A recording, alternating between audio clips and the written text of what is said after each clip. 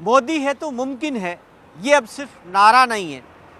मोदी है तो चौंकने के लिए तैयार रहिए, ये सिर्फ आम लोगों के लिए लागू नहीं होता, बीजेपी के कद्दावर नेताओं के लिए भी लागू होता है। अगर आपको यकीन नहीं हो तो कल की जयपुर में बीजेपी विधायक दल की बैठक की कुछ तस्वीरें देख लीजिए। एक तस्वीर है जिसमें मंच पर पर्यवेक्षक राजनाथ सिंह बैठे हुए हैं, उनके बगल में वसुंधरा राजे बैठी हुई है, सामने विधायक बैठे हुए हैं और फैसला होना है कि बीजेपी विधायक दल का नेता कौन होगा, राजस्थान का अगला मुख्यमंत्री कौन होगा। पूरा देश निगाहें टिकाए हुए था।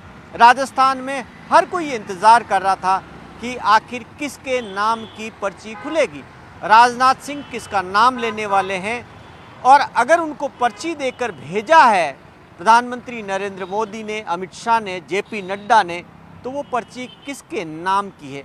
एक एक करके पॉलिटिकल पंडितों की जुबान से नाम निकल रहे थे, बड़े बड़े नेताओं के, गजेंद्र सिंह के, सीपी जोशी के, ओम बिड़ला के, राज्यवर्धन सिंह राठौड़ के, दिया कुमारी के। चर्चा चल रही थी, बहस चल रही थी कि आखिर इनमें से कौन होगा राजस्थान का अगला मुख्यमंत्री और ये पर्ची किसके नाम की है।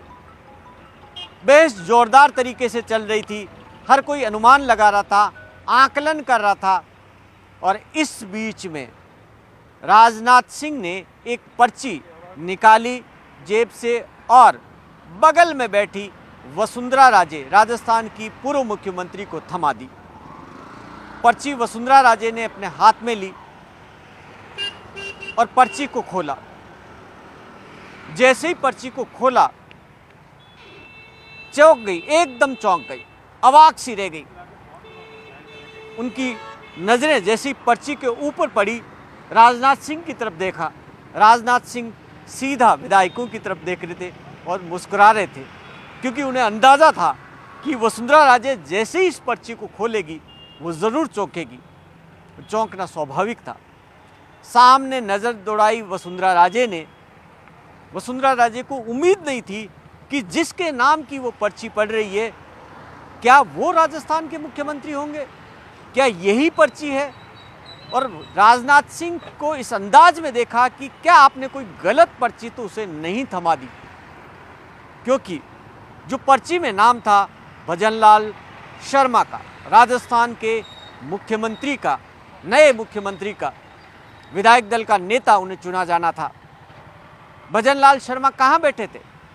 चौथी पंक्ति के अंदर, यानी कि बड़े नेताओं की पहली पंक्ति होती है, दूसरी होती है, सीनियरिटी क्रम देखिए कि चौथी पंक्ति में, यानी कि अंतिम कतार में बैठे थे भजनलाल शर्मा। तो भजनलाल शर्मा का नाम जैसे ही वसुंधरा राजे के जहन में आया, पर्ची को देखा उन्होंने और चौंक सी गई, अवाक सी रह गई। यही है प्रधानमंत्री नरेंद्र मोदी का चौंकाने वाला फैसला, जो उन्होंने पहले मध्य प्रदेश में चौंकाया, उससे पहले छत्तीसगढ़ में चौंकाया और फिर राजस्थान में चौंकाया। और ये वीडियो सोशल मीडिया पर जमकर वायरल हो रहा है, जब वसुंधरा राजे को पर्ची थमाई जाती है, पर्ची खोलती है और फिर राजनाथ सिंह की तरफ देखती है चौंकाने वाली नज़रों से। क्यों चौंकी, अब इसको समझिए। वसुंधरा राजे इसलिए चौंकी कि भजनलाल शर्मा बीजेपी के अंदर एक कार्यकर्ता की भूमिका के अंदर है। हालांकि वो 2016 से लेकर अब तक, यानी कि पिछले 7 साल से ज़्यादा से वो प्रदेश महामंत्री है, वो भरतपुर के जिलाध्यक्ष रह चुके हैं, संगठन में उनके पास में लंबा अनुभव है, लेकिन पहली बार सांगानेर से विधायक चुने गए। उन्होंने इससे पहले एक दफ़ा 2003 में सामाजिक न्याय मंच से चुनाव लड़ा था, जिसमें उन्हें काफ़ी कम वोट मिले थे।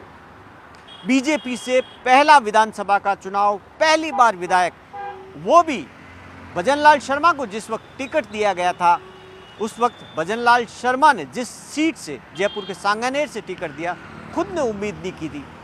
वो तो भरतपुर से टिकट मांग रहे थे और पार्टी ने फैसला किया कि वो सांगानेर से लड़ेंगे।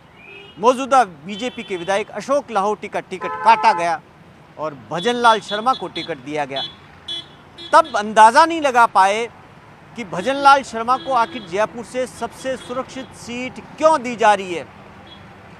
जब जयपुर की सीटों पर चर्चा हो रही थी और जैसे ही भजनलाल शर्मा का सांगानेर से नाम रखा गया तो अमित शाह ने तुरंत कहा कि हाँ, भजनलाल शर्मा को जयपुर से टिकट दिया जाए, सांगानेर से दिया जाए, एक कार्यकर्ता को टिकट दिया जाए। लेकिन ये जो फैसला हुआ उससे पता चला कि अमित शाह और प्रधानमंत्री मोदी के दिमाग में क्या चल रहा है, इसकी भनक तक नहीं लगने दी। टिकट देने से लेकर उनके चुनाव जीतने से लेकर मुख्यमंत्री बनने तक यही चौंकाने वाला फैसला है जिसकी भनक पार्टी में किसी नेता को नहीं थी।